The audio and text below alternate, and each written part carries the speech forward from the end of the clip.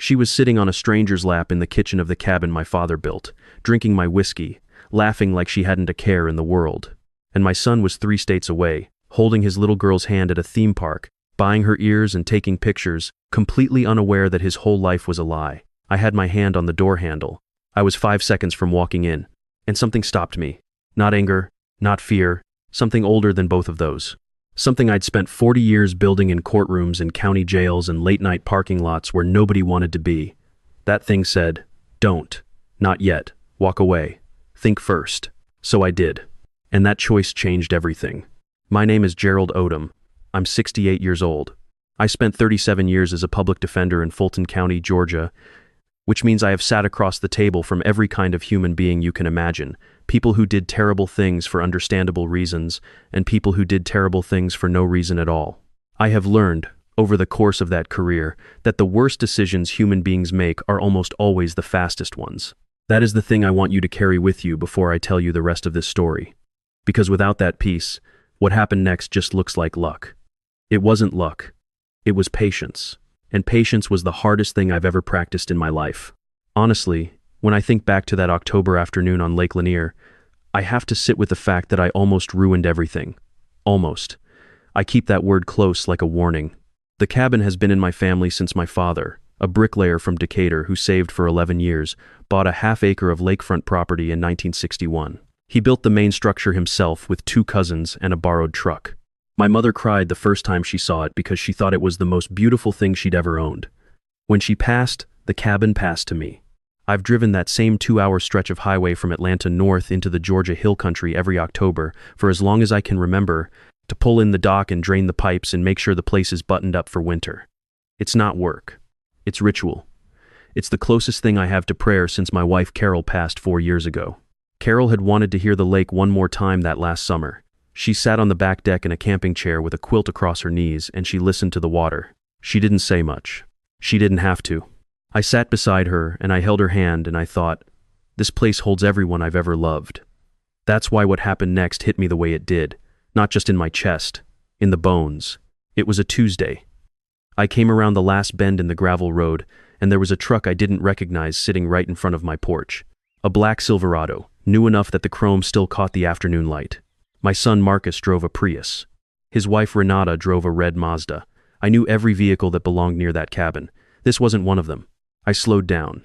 I didn't pull all the way in. I sat at the edge of the tree line with my engine idling and I looked at the truck and I thought about what it meant. I told myself maybe it was a lost hunter.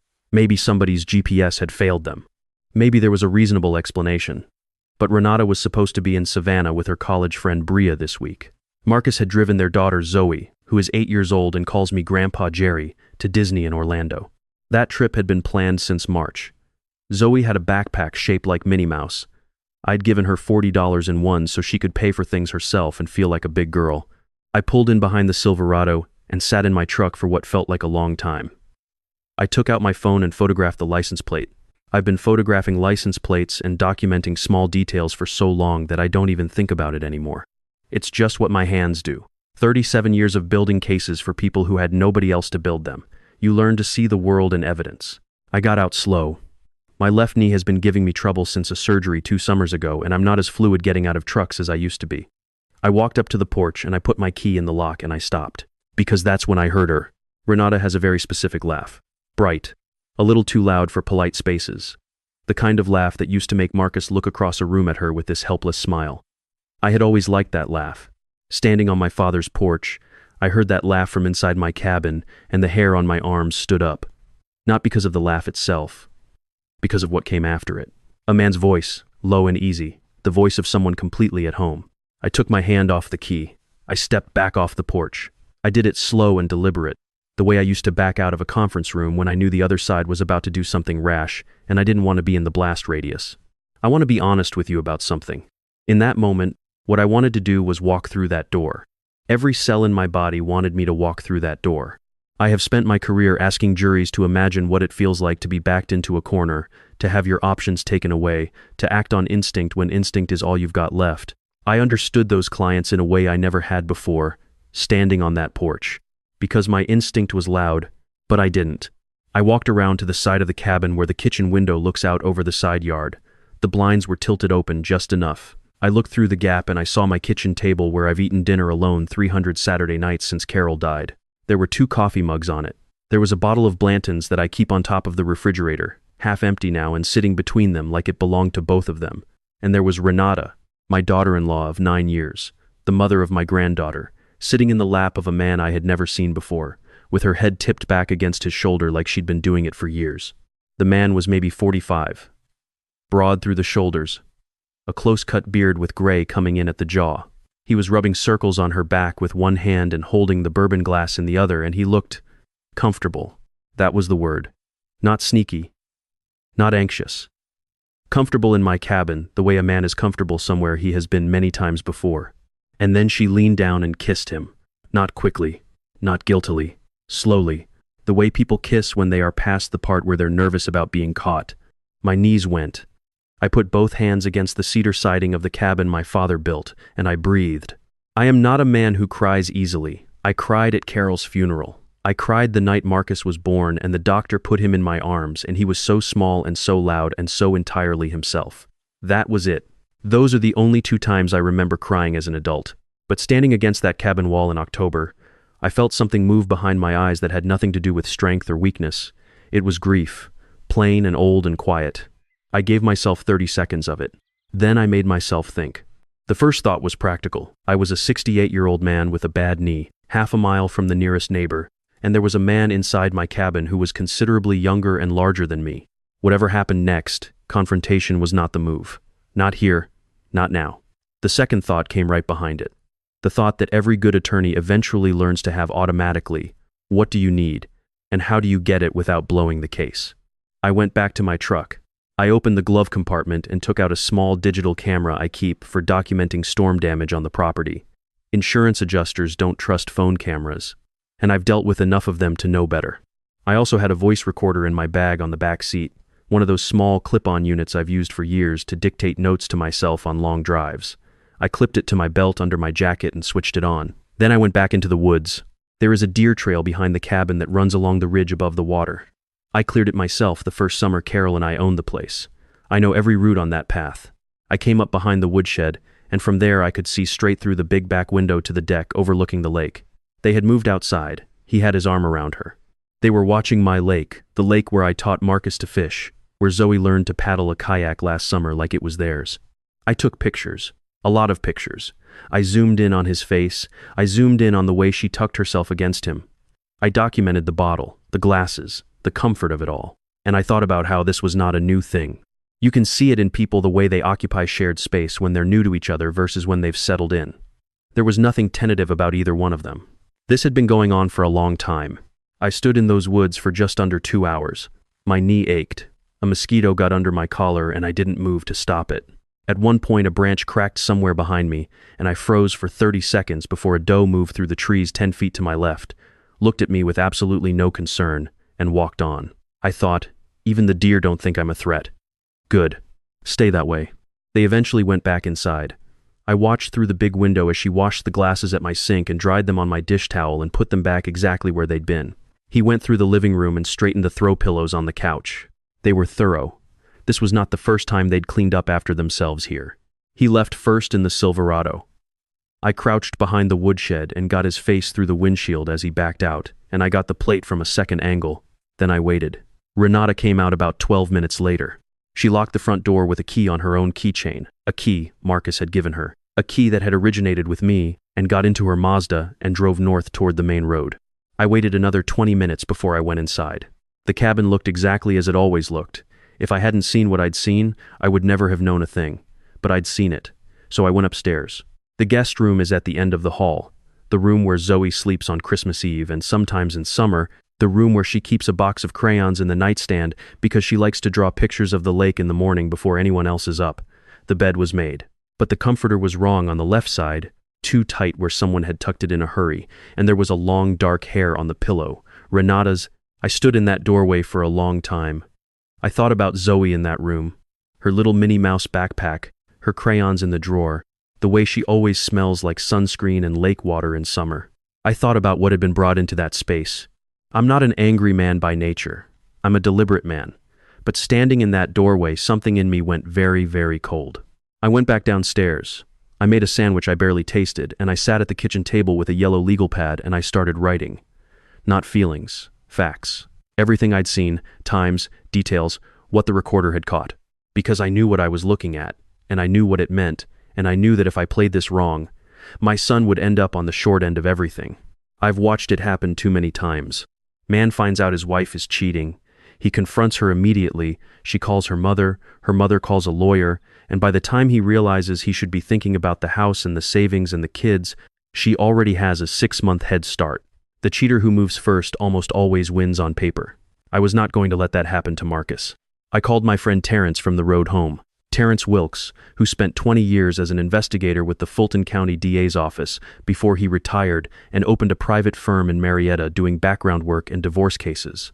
He's the kind of man who doesn't ask why you need something. He just finds it. I gave him the plate number. I described the man. I told him I needed everything he could put together. He said he'd be in touch. The drive back to Atlanta took 2 hours, and I didn't speak to a single person, and I pulled over twice because my hands were shaking. Not from anger. From the effort of keeping all that anger in a container. Terrence called me 3 days later with a name. Darnell Prescott, 44 years old, originally from Kennesaw, now operating a high-end renovation company out of Roswell that specialized in lake house additions and high-end kitchen remodels.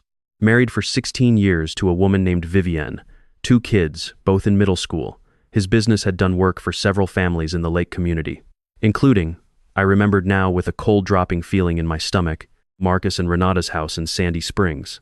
They'd had the primary bathroom gutted and rebuilt 2 summers ago. Darnell had been on that job personally for 3 weeks.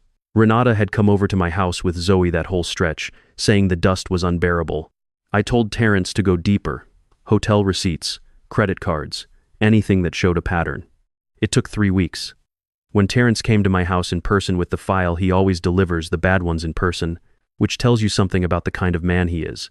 It was the 2nd week of November, and the oak trees out front had dropped everything. He put the folder on my kitchen table and said, "You need to sit down for this one, Gerald." The affair had been running for just over 2 years.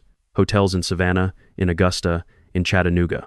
A weekend in Charleston that Renata had told Marcus was a work conference for her real estate license renewal. Credit card receipts for jewelry, for dinners, for a night at a boutique hotel in Buckhead that cost more than my first month's salary.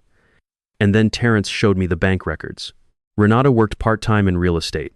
She made decent money, but nothing close to Marcus, who ran the Southeast operations for a logistics firm and earned a salary that afforded them a very comfortable life. Marcus handled the bills. Renata had a lot of financial room. Over the preceding 18 months, she had moved just over $55,000 out of their joint accounts, in small, distributed amounts, some to a personal account Marcus knew nothing about, some to Darnell's renovation company as ostensible consulting fees, some straight out in cash. Darnell's business was struggling. 3 subcontractors had filed complaints. His operating line of credit was maxed. She had been keeping him financially viable. I sat with that file for a long time after Terrence left. I thought about Marcus, 36 years old, works too hard, calls me every Sunday, has his mother's eyes and her habit of forgiving people before they deserve it. He had loved Renata the way I loved Carol, completely, without hedging, without holding anything back. That kind of love isn't built to withstand what I was looking at. It doesn't have armor. It doesn't have contingency plans. I thought about Zoe, 8 years old, still climbs into my lap on the porch swing, calls me Grandpa Jerry.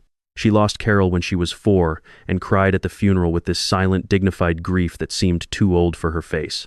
She was going to lose her family's shape all over again. There was no way around it. The only question was whether she came out of it with her father protected or not. I called an attorney named Claudette Freeman the next morning. Claudette and I had been on opposite sides of more cases than either of us could count back in the 90s, before she moved into family law. She is one of the finest legal minds in the state of Georgia, and she has absolutely no mercy for people who mistake charm for competence. She read through Terrence's file in about 40 minutes while I sat across from her and drank bad coffee. When she closed it, she pushed her reading glasses up into her hair and looked at me the way she used to look at me across a courtroom when she'd just caught me in something. She said, "Your daughter-in-law has made a very expensive series of mistakes. Georgia law on marital misconduct isn't simple," she explained, "but the dissipation of marital assets deliberately moving shared money to fund an affair is a different animal from adultery alone. The $55,000 gave Marcus leverage. Combined with the pattern of deception and the length of the affair, the custody picture changed significantly. A 2-year pattern of deception, secret accounts, financial fraud that builds a portrait of judgment the court doesn't look kindly on when there's a child involved. But timing was everything. If Renata got wind of it before Marcus filed, she'd move whatever was left, get her story straight, and coach Zoe. We had to file before she knew we were coming. She said, "When are you telling your son?" I said, "Friday." She said, "When you do, have him call me within the hour." I drove home and I did not sleep. I lay in my bed and I thought about how to do it. How do you tell someone that the person they built their life around has been hollowing it out for 2 years? There is no right way, there is only less wrong. But before Friday, I had one more call to make. I had been thinking about Vivian Prescott for 2 weeks. Terrence's file had a photograph taken outside her workplace. She was a pediatric nurse at a hospital in Alpharetta, someone who spent her days caring for other people's children while her husband spent his evenings in Savannah hotel rooms. She worked 60 hours a week and came home to a man whose financial instability she probably chalked up to the renovation business being cyclical. She didn't know, but she deserved to. I thought about Carol. If Carol had been alive and someone had been doing this to her, stealing her future and her dignity and her sense of reality, and another person had known and kept quiet because it was convenient for them, I would not have forgiven that person. Not in this lifetime. I called Vivian Prescott on a Wednesday morning. She answered on the second ring. Her voice was careful, the voice of someone who answers unknown numbers with her guard already up.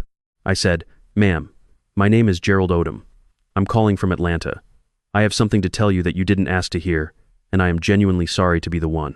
But I believe you have a right to know it." There was a pause. She said, "What is this about?" I told her. Calmly, factually, the way I used to tell families difficult things about their cases. I told her about the 2 years, the hotels, the financial records, what I had seen with my own eyes. I told her I was sending her a clean copy of everything Terrence had compiled. I told her my son's marriage was ending and that she deserved the same choice to make for herself. She didn't speak for a long time. I could hear the background noise of a hospital hallway, a PA system, footsteps, the particular quality of a space where people are always moving. Then she said, very quietly, "I have been asking myself for a year if I was losing my mind. I have been telling myself I was paranoid. I have been trying to talk myself out of what I already knew." I said, "You are not paranoid." She said, "Send me everything." Within an hour of receiving the file, she called me back. Her voice was different now, steadier, like something that had been uncertain had just made up its mind. She said, "When are you telling your son?" I said, "Friday evening, 6 o'clock." She said, "I want to do mine at the same time. I don't want either of them to have a chance to call the other and get their story aligned." I said, "That is exactly what I was hoping you'd say." She said, "Darnell will be at his shop on Friday until at least 7. I'll go there. I'll bring my brother-in-law for safety. Darnell has a temper when he's backed into a corner, and I'm not naive about that." I said, "Be careful." She said, "Mr. Odom." A pause. "Thank you." I said, "Don't thank me. I am sorry to be the one." She said, "No. I have 2 kids who aren't going to grow up watching me pretend everything is fine. That matters more than the apology." I hung up and I sat in my kitchen, and I cried. Not for myself, not even entirely for Marcus, for her, for those kids in middle school who didn't know yet what their weekend was going to look like, for the unbelievable, grinding cost of other people's selfishness. Friday came the way Fridays do when you've been dreading them. Marcus knocked at 6 on the dot. He has been punctual since he was a teenager, one of those people who considers lateness a mild form of disrespect. He came in the back door and asked what was for dinner, and I said, "Sit down at the table, son. We're not eating yet." He looked at me. He sat. I put a glass of bourbon in front of him. I sat down across from him with Terrence's folder in the chair beside me. I looked at my son and I thought about every hard conversation I'd ever had in my career, every time I'd sat across a table from someone and delivered news that was going to change the rest of their life, and none of them had felt like this. I said, "I have to tell you something that is going to break your heart, and I want you to know that I would have given almost anything not to be the one saying it." He looked at me the way a child looks at a parent when they are suddenly aware that the adult doesn't have a solution. He said, "Are you sick?" I said, "No." I said, "It's about Renata." I told him everything. I told it slowly, in order, the way I used to present a case, the cabin, the truck, the laugh through the door, the choice I made on the porch.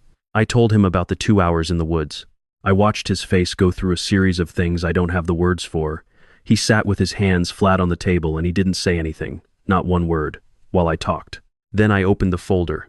He picked up a photograph Renata on Darnell Prescott's lap at my kitchen table, her head tilted back, laughing, and he held it for a long time. His hands started to shake, not dramatically. The way a hand shakes when a person is trying very hard not to shake. Then I told him about the money. He pushed back from the table. He stood up. He walked to the window and stood with his back to me, and his shoulders moving and no sound coming out. I didn't go to him. I let him have it. When you've worked 37 years on behalf of people in extremity, you learn that the most respectful thing you can do in the worst moments is not to rush them. After a couple of minutes, he came back to the table. He sat down. He wiped his face with the back of his hand in this gesture so much like something his mother used to do that I had to look at the table for a second. He said, "What do I do, Pop?" I said, "I've already talked to Claudette Freeman. You remember her. She handled your mother's estate. She's ready to take this case, and she is as good as it gets. We can have papers filed Monday morning. We can protect Zoe. We can protect what's left of your savings. But we have to move now, tonight." He said, "When do I confront her?" I said, "Tonight. 6:15. That's in 9 minutes."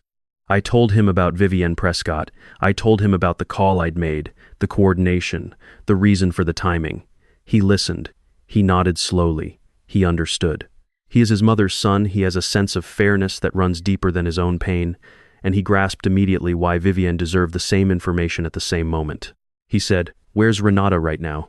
I said, "At home. Zoe is with Renata's sister at the movies in Buckhead. I called her earlier this week. She agreed without asking too many questions. She loves you, and Zoe, even if she loves her sister too." He looked at me for a long moment. He said, "You thought of everything." I said, "Son, I love you. I am sorry." He said, "Don't apologize. Don't ever apologize for what you did." He got up. He hugged me with one arm, hard and quick, and he picked up a copy of the documents I'd made for him, and he walked out to his car and he drove home. I sat on my porch and I watched the light leave the sky. I thought about Marcus walking into his house with that folder under his arm. I thought about Vivienne Prescott pulling into a parking lot at a construction shop in Roswell with her brother-in-law beside her. Two separate reckoning moments, 60 miles apart, happening at the same minute in two different people's lives because they deserve to have the truth at the same time. Marcus called me at 8:40 that night.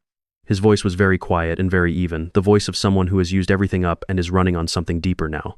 He said she had denied it at first, completely and without breaking, the way people deny things when they've been practicing their denial. Then he laid the photographs on the coffee table. Then the bank records. And she sat down on the couch, and the denial went out of her like air out of something punctured. He said the first thing she asked, once she'd stopped denying, was, "Who told you?" The second thing she said was it your father?" She did not say she was sorry. She asked who had told him. Marcus said, "Pop, I think you saved me from 20 more years of that." I said, "I think she saved you. In that last hour, when there was no reason left to pretend, she showed you exactly who she is. That's the truest she's been with you in a long time."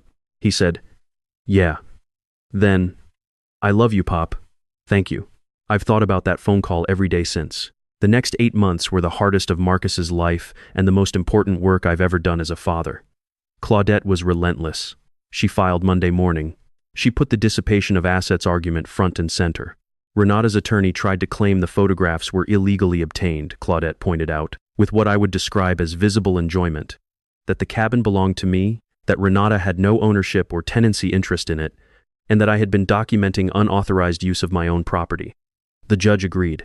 The custody hearing was the day I will remember longest. Renata got on the stand and was everything she'd learned to be composed, articulate, present. She talked about Zoe with obvious love. She cried at the right times. But when Claudette walked her through the timeline, when she asked under oath whether she had ever brought Darnell Prescott to a property where her daughter regularly slept, she couldn't answer. She just sat there. Marcus got primary physical custody. Renata got alternate weekends with supervision conditions.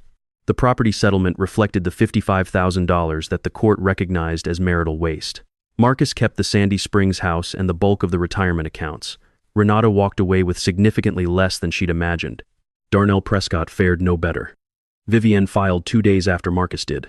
A forensic accountant went through the business records and found he had been pulling cash from the renovation company for personal expenses, restaurants, hotels, jewelry, while telling Vivienne the business was struggling from market conditions. The IRS noticed.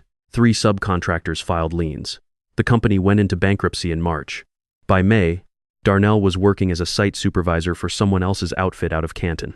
Last month, Vivian sent me a card. We have stayed in occasional touch the way two people do when they've been through something that doesn't have a category. She wrote that her divorce was final, that she was keeping the house, that her son had been accepted to UGA, and that her daughter had started volunteering at the same hospital where Vivian worked. She wrote, "The morning you called me was the worst morning of my life, and the morning I started living it honestly again. I will be grateful to you for the rest of my days." I put her card in my desk. I put it right on top of the unopened letter from Renata, 10 pages, still sealed where it could sit above it. If you've ever found out that someone you trusted completely had been building a secret world behind your back, you know that the wound isn't just the betrayal. It's the retroactive unreality of everything. Every good memory gets questioned. Every ordinary Tuesday evening gets re-examined. That is the thing that is hardest to survive, not the anger, but the vertigo. I watched my son go through that. I could not take it from him. Nobody could. But I could make sure that when the ground stopped moving, he was standing on solid legal and financial footing. That was the one thing I could do. I have thought a lot about the call I made to Vivienne. Not the call to Marcus, not the call to Terrence, but that Wednesday morning call to a stranger. People talk about revenge like it requires spectacle, like it has to be loud, has to cost somebody something visible. Mine was a phone call to a tired woman in nursing scrubs. I gave her information and I let her decide. Darnell paid for what Darnell did because his own wife held him to account. That is not revenge. That is just the truth doing what truth does when you give it to the right person. I want to ask you something. If you had been in my position, if you had stood on that porch with your hand on the door and heard that laugh, what would you have done? I'm asking genuinely, because I don't think there's a clean answer. I'm asking because I almost walked through that door. And I have spent a year thinking about what would have been different if I had. Here is what I believe now, at 68 years old, after everything. Real strength is almost always quiet. Loud men make a lot of noise and generally lose on the things that matter. Patient men think and plan and wait, and when they finally move, they move once and the thing is settled. That is not strategy. That is respect for yourself, for the people you love, for the gravity that eventually catches up with people who thought it wouldn't. If you are in something right now where the first feeling is screaming at you to act immediately, I want to offer you the alternative. Sit in the truck for a minute. Don't walk through the door before you know what you're walking into. Ask yourself what you would tell a friend in your position, and then do that. The cabin is closed for the winter. 3 weeks ago, Marcus drove up with me. Zoe came. Renata's sister, who has somehow stayed close in the way decent people do even when families fracture, came too and brought potato salad and her kids. We pulled the dock in. We drained the pipes. Zoe swept the back deck with a broom that's almost as tall as she is, very seriously, in long, careful strokes. That evening I built a fire in the pit by the water, and she roasted marshmallows, and Marcus sat next to me with a beer, and he looked tired. But it was a different kind of tired than a year ago. It was the tiredness of someone doing real work, rebuilding something that matters, not the tiredness of someone being slowly hollowed out. He said, "Pop." I said, "Yeah." He said, "I keep thinking about you standing in those woods for 2 hours with a camera. Every time I feel sorry for myself, I think about that, and it resets me." I said, "Son, that's just what fathers do." He watched Zoe laughing at something the dog had done across the fire. He said, "When she's old enough, I want to tell her about this, not the bad parts. Just the part where you walked away from the door instead of through it. I want her to know that kind of man exists." I didn't say anything to that. I couldn't. I sat there and I listened to the lake in the dark, and I thought about my father, who built that cabin with his hands, and my mother, who cried when she first saw it, and Carol, who listened to the water one last time with a quilt on her knees. Every person I have ever loved is in that place somehow. And it held. It held through all of it. I am 68 years old, and I am still going up there every October to pull the dock and drain the pipes. I will do it until I can't anymore. And when Marcus does it, he'll do it right, and Zoe after him. That's enough. That has always been enough. Now I want to hear from you. Drop a comment below. Type 1 if you think I did the right thing by walking away from that door. Type 2 if you think I should have confronted them on the spot. Type 3 if you would have handled the whole thing differently. I'm genuinely curious. And tell me where you're watching from and what time it is there, because this channel reaches places I never expected, and that still gets me. If something in this story hit close to home, if you have ever found out that someone you trusted completely was living a different life behind yours, I would be honored if you shared it. You don't have to share the details. Just knowing you're not alone in having survived something like this is sometimes enough. If this kind of story real, human, complicated, the kind where nobody is purely a villain and the truth costs something is what you come here for, then stay with us. Subscribe if you haven't. There are more stories like this one, and I'll keep telling them, as long as you keep listening. This is a fictional story inspired by real emotional experiences, fully rewritten and reimagined in Atlanta, Georgia, to create original content. Any resemblance to real people or events is coincidental.